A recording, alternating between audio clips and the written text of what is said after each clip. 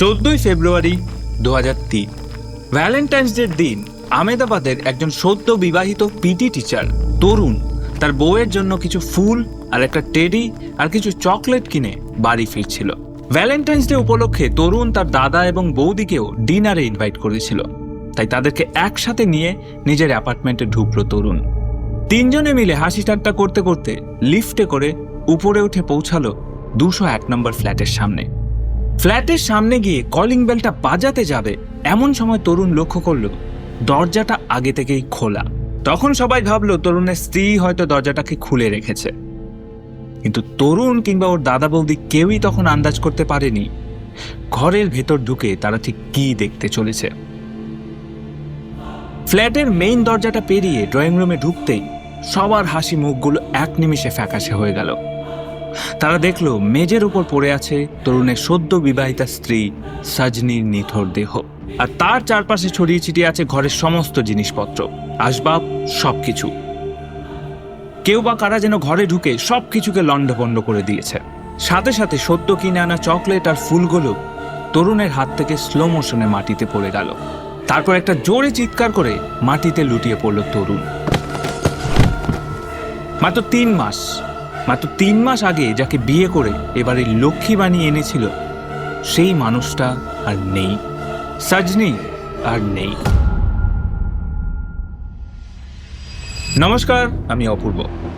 বাংলায় একটা প্রবাদ তো নিশ্চয় শুনেছেন, পাপ বাপকেও ছাড়ে না। কেউ কোনো পাপ করলে তাকে সেই পাপের শাস্তি পেতেই হবে। মানুষ হয়তো ভুলে যেতে পারে, সময় বদলে যেতে পারে, কিন্তু ন্যায় বিচার কখনো হাল ছাড়ে না।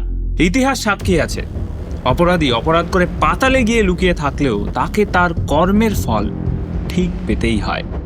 আর এজন্য ইংরেজিতে একটা কথা আছে, justice may be delayed but not denied. আর ঠিক এইরকমই একটা কেস হয়েছিল আজ থেকে 23 বছর আগে, যেখানে অপরাধী কে সেটা খুঁজে বার করতে পুলিশের সময় লেগেছিল মাত্র 2 দিন, কিন্তু সেই অপরাধীকে গ্রেফতার করতে সময় লেগে গেছিল প্রায় 15 বছর। আগে হ্যাঁ, 15 বছর ধরে ছদ্মবেশ নিয়ে লুকিয়েছিল এই অপরাধী। আর শুধু তাই নয়, এই অপরাধীকে খুঁজে বার করার জন্য একটা স্পেশাল টিম গঠন করেছিলেন স্বয়ং নরেন্দ্র মোদী। এবার নিশ্চয়ই জানতে ইচ্ছে করছে কি এমন ছিল এই কেসটায়, যার জন্য তাবর নেতা থেকে শুরু করে মিডিয়া সবাই উঠে পড়ে লেগেছিল এই খুনিকে খোঁজার জন্য। তাহলে চলুন আর দেরি না করে শুরু করা যাক আমাদের আজকের case, Valentine's day murder case. যদিও এই কেসের সব থেকে পরিচিত নাম সাজনি মার্ডার কেস।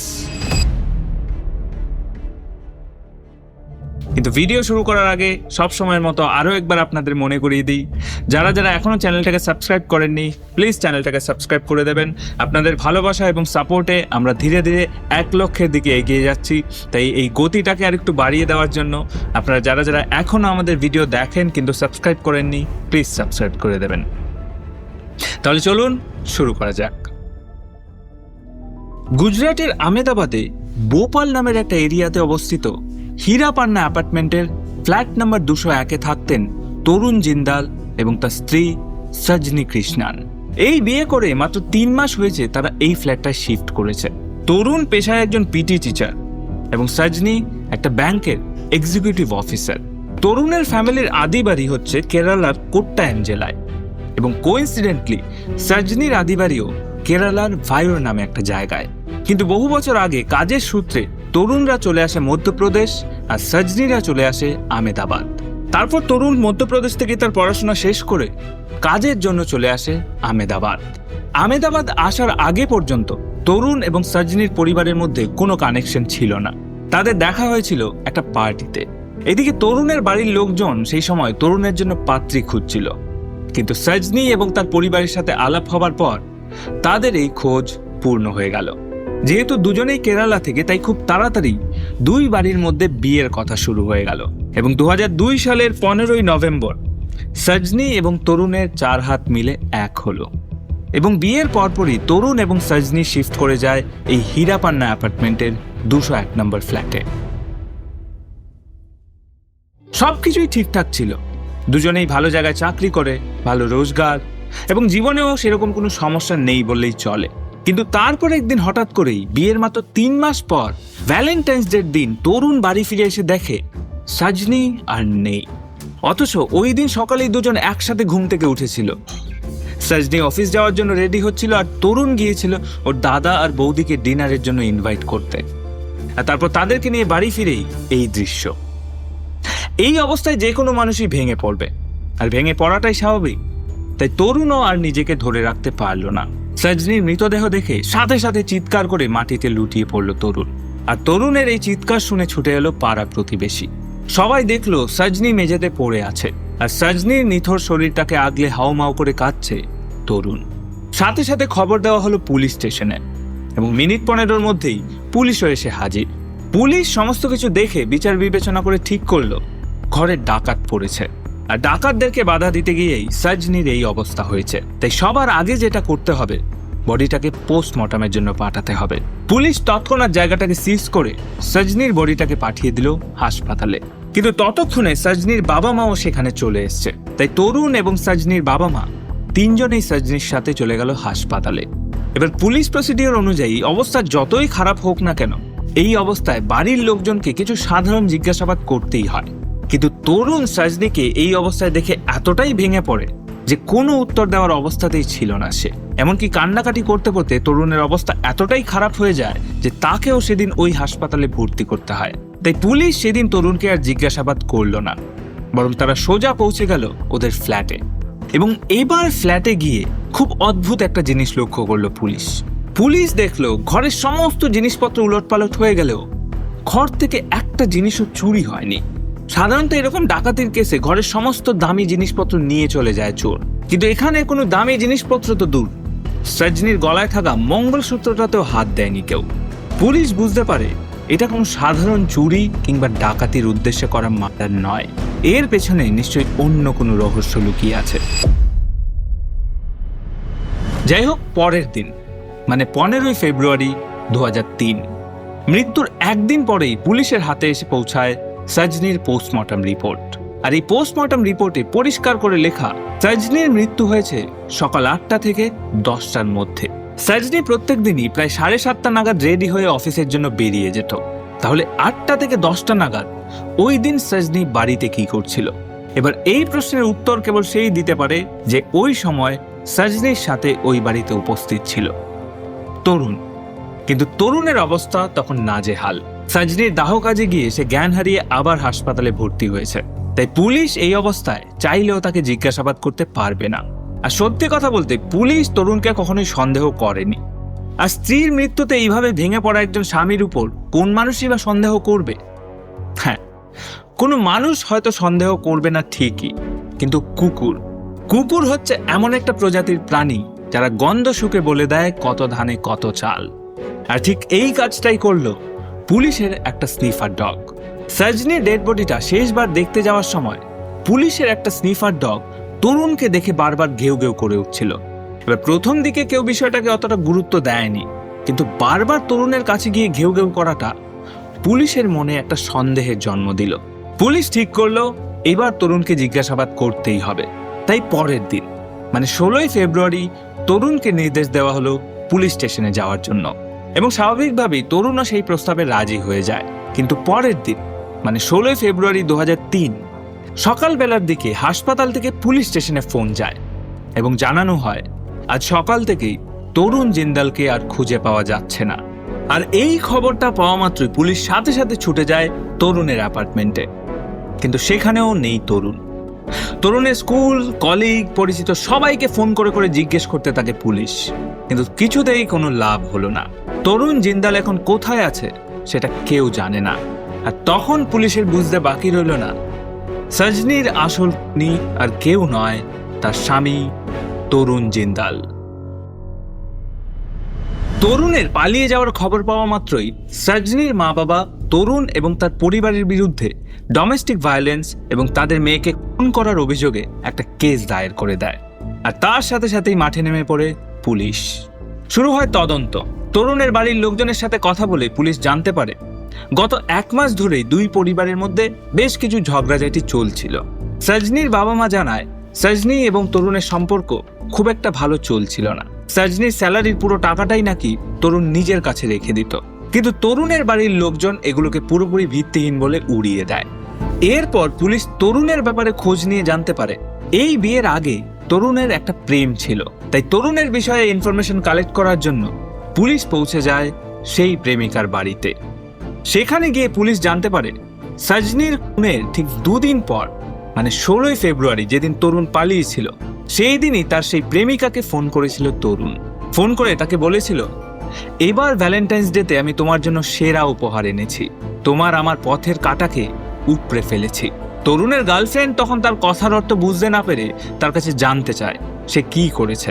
তখন তরুণ জানায় সে তার স্ত্রী সজনিকে খুন করে ফেলেছে। তরুণের কথা শুনে তরুণের গার্লফ্রেন্ডও অবাক। সে সরাসরি জানিয়ে দেয় সে কোনো খুনির সাথে থাকতে চায় না, তরুণ যেন আর দ্বিতীয়বার তাকে ফোন না করে। ব্যাস, এই কথা বলেই ফোনটা কেটে দেয় তরুণের গার্লফ্রেন্ড। এরপর আর কোনো ফোন আসেনি তরুণের। এবার পুলিশ খোঁজ শুরু করলো তরুণের। Rail station, bus stand, airport, আহমেদাবাদের কোনো জায়গায় বাদ রাখেনি পুলিশ, কিন্তু তরুণকে কোথাও খুঁজে পাওয়া গেল না। এমনকি গোটা গুজরাট খুঁজে ফেলার পরেও তরুণের কোনো ট্রেস পেল না পুলিশ। একে একে ডাকা হলো তরুণের বাড়ির সমস্ত ফ্যামিলি মেম্বার এবং পরিচিত সদস্যদের। চলতে থাকলো জবানবন্দি, কিন্তু কোনো কিছুতেই কোনো লাভ হলো না পুলিশের। এবং এইভাবে তরুণকে খুঁজতে খুঁজতেই কেটে গেল 3টে বছর। তখন পুলিশও বলতে গেলে এক প্রকার হাল ছেড়ে দিয়েছিল। মিডিয়াও ধীরে ধীরে ভুলতে বসেছিল এই কেসটা। শুধু প্রত্যেক বছর ভ্যালেন্টাইন্স ডে এলেই 2-1 হাতে গোনা মানুষ এই কেসটা নিয়ে কথা বলতো, কিন্তু সজনির বাবা মা তখনও হাল ছাড়েননি। 2006 সালে তারা আর্জি নিয়ে গেলেন গুজরাটের তৎকালীন মুখ্যমন্ত্রী নরেন্দ্র মোদীর কাছে। তখন মুখ্যমন্ত্রী আশ্বাস দিলেন তিনি এই কেসটা আবার তদন্ত শুরু করবেন। আর তারপরেই ফোন গেল আহমেদাবাদ ক্রাইম ব্রাঞ্চে। তদন্তের জন্য তৈরি হলো 18 জনের একটা স্পেশাল ইনভেস্টিগেশন টিম। আর এই স্কোয়াডের নেতৃত্বে ছিলেন তৎকালীন joint commissioner of police AK Sharma এবং ডিসিপি হিমাংশু শুক্লা। একদম নতুন করে শুরু হলো তদন্ত। আবার ডাক পড়ল তরুণের পরিবার এবং আত্মীয় স্বজনদের।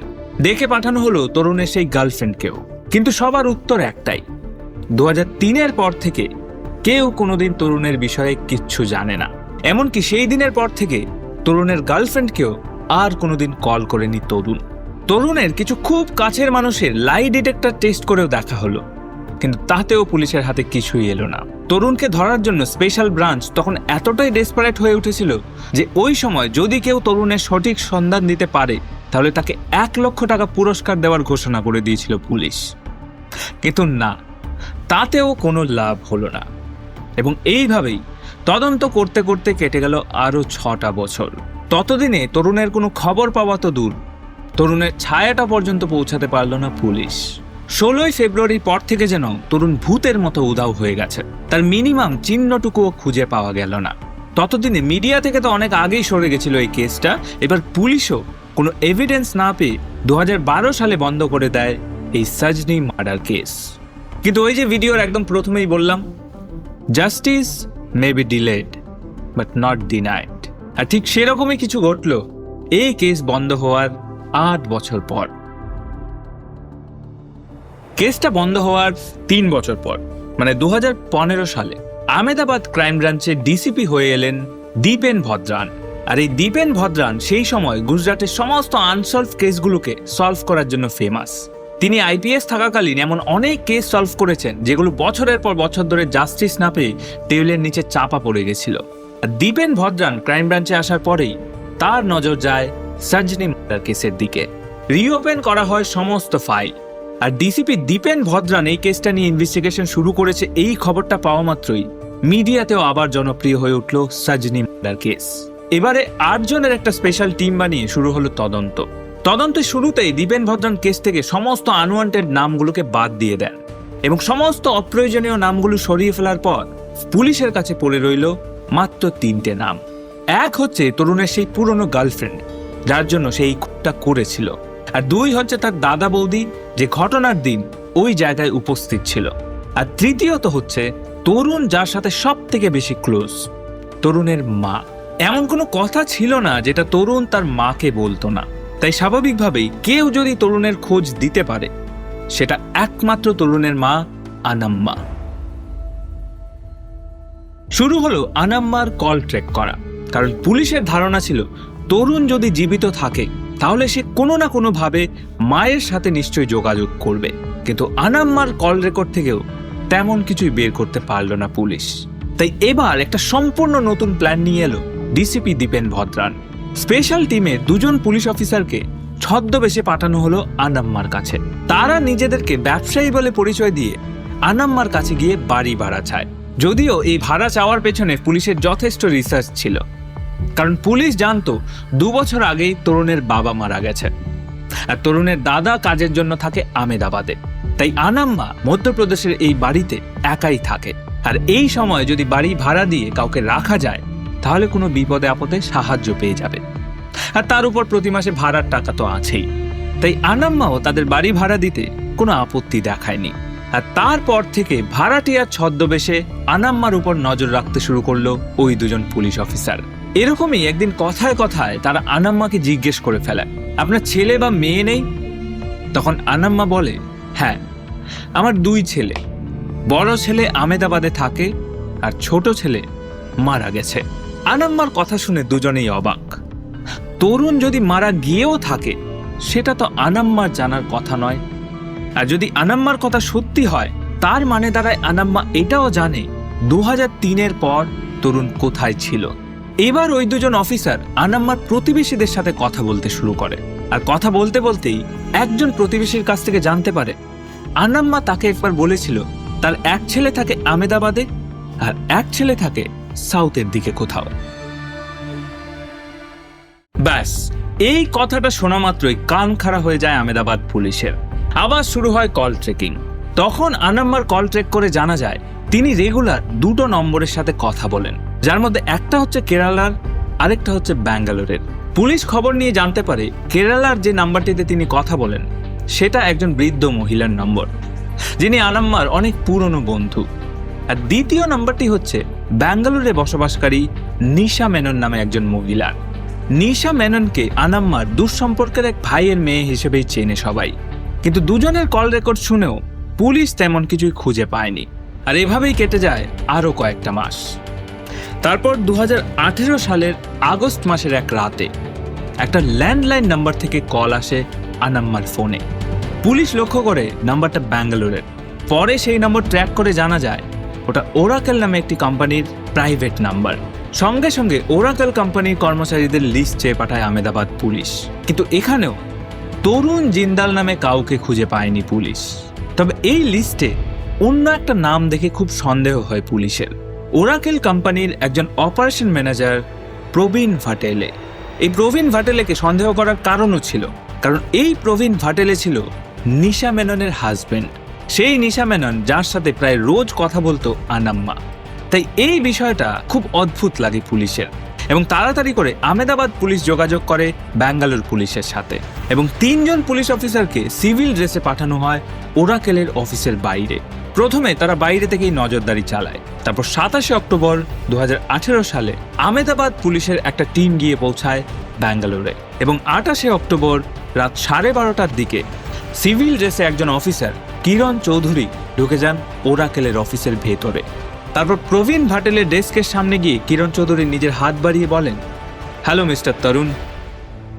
অন্যমনস্ক অবস্থায় ডাকটা শুনে নিজের হাত বাড়িয়ে দেয় প্রবীণ। ব্যাস, তখনই 15 বছরের লুকোচুরি ফাইনালি শেষ হয় তরুণ জিন্দালের। ওই দিনই অ্যারেস্ট করা হয় ওরাকেল কোম্পানির অপারেশন ম্যানেজার প্রবীণ ভাটেলে উর্ফ তরুণ জিন্দালকে। 15 বছর আগে, হ্যাঁ, 15টা বছর ধরে সাজনির বাবা মাকে অপেক্ষা করতে হয়েছিল ন্যায় বিচারের জন্য। তরুণ পুলিশকে তার জবানবন্দিতে জানিয়েছিল এই সব কিছু শুরু হয়েছিল তার বিয়ের 4 বছর আগে, মানে 1998 সালে। তরুণ তখন আমেদাবাদের জেজি কলেজের ফিজিক্যাল এডুকেশনের টিচার, আর তার সাথে সাথেই কলেজের বাস্কেটবল টিমের কোচ। আর সেই সময় তরুণ তার বাস্কেটবল টিমে থাকা এক পার্সি মেয়ের প্রেমে পড়ে, এবং ধীরে ধীরে সময়ের সাথে সাথে দুজনের প্রেমের সম্পর্ক আরো গভীর হয়। কিন্তু তারপর একদিন হঠাৎ করেই তরুণের মা এই প্রেমের ব্যাপারে জেনে যায়। কিন্তু মেয়েটি পার্সি হওয়ায় কোনোভাবেই এই সম্পর্কটা মেনে নেননি আনাম্মা, কারণ তরুণের ফ্যামিলিতে অন্য কোনো ধর্মের কাউকে বিয়ে করা ভালো নজরে দেখা হতো না। তাই এক প্রকার তরুণের মতের বিরুদ্ধে গিয়েই সাজনির সাথে তার বিয়ে ঠিক করেন আনাম্মা। বিয়ের মাত্র 1 মাস আগেও তরুণ তার প্রেমিকাকে ফোন করে জানিয়েছিল তার বিয়ের কথা, কিন্তু তার উত্তরে মেয়েটি বলেছিল তারও বিয়ে হয়ে গেছে। তাই তরুণও সাজনির বিয়েটা একসেপ্ট করে নেয়। কিন্তু বিয়ের কয়েকদিন যেতে না যেতেই তরুণ জানতে পারে কোনো কারণে তার গার্লফ্রেন্ডের বিয়েটা ভেঙে গেছে। তখন তরুণ তার পুরনো ভালোবাসাকে ফিরে পাওয়ার একটা লাস্ট হোপ দেখতে পায়। তাই পরিবারের চলতে থাকা অশান্তির জন্য সে সাজনিকে ডিভোর্স দেওয়ার কথা বলে, কিন্তু তরুণের পরিবার তাতে রাজি হয় না এবং তাই সবশেষে তরুণ সিদ্ধান্ত নেয় সাজনিকে দুনিয়া থেকে সরিয়ে ফেলার। আর তার জন্য সে বেছে নেয় এই ভ্যালেন্টাইন্স ডের দিনটাকে। 14ই ফেব্রুয়ারি ওই দিন 7:30টার সময় ফ্ল্যাট থেকে বেরিয়ে যাওয়ার পর তরুণ আবার কিছুক্ষণ পর ফেরত আসে। পেছন থেকে ওড়না দিয়ে গলা চেপে ধরে সাজনির। কিছুক্ষণের মধ্যেই ছটপট করতে করতে লুটিয়ে পড়ে সাজনি। তারপর কাজ হয়ে গেলে নিজেই বাড়ির সমস্ত জিনিসপত্র ভাঙচুর করে বেরিয়ে যায় তরুণ। তারপর আবার সন্ধ্যেবেলা ফিরে আসে নিজের দাদা বৌদির সাথে, যাতে কেউ তাকে সন্দেহ করতে না পারে। তারপর তার কুমিরের কান্নার কথা তো ভিডিওর শুরুতেই বলেছি। তারপর যখন তরুণ বুঝতে পারে যে সে ধরা পড়ে যেতে পারে, তখন 16ই ফেব্রুয়ারি সকালে হাসপাতাল থেকে পালিয়ে যায় তরুণ জিন্দাল। সে সবার প্রথমে আহমেদাবাদ থেকে ট্রেন ধরে চলে যায় সুরাট এবং সে সুরাটে পৌঁছেই তার গার্লফ্রেন্ডকে ফোন করেছিল। কিন্তু গার্লফ্রেন্ড যখন জানিয়ে দেয় সে তার সাথে থাকতে চায় না, তখন সে সোজা চলে যায় ভোপালে তার এক বন্ধুর কাছে। আর ওই বন্ধুর নামই ছিল প্রবীণ ভাটেলে।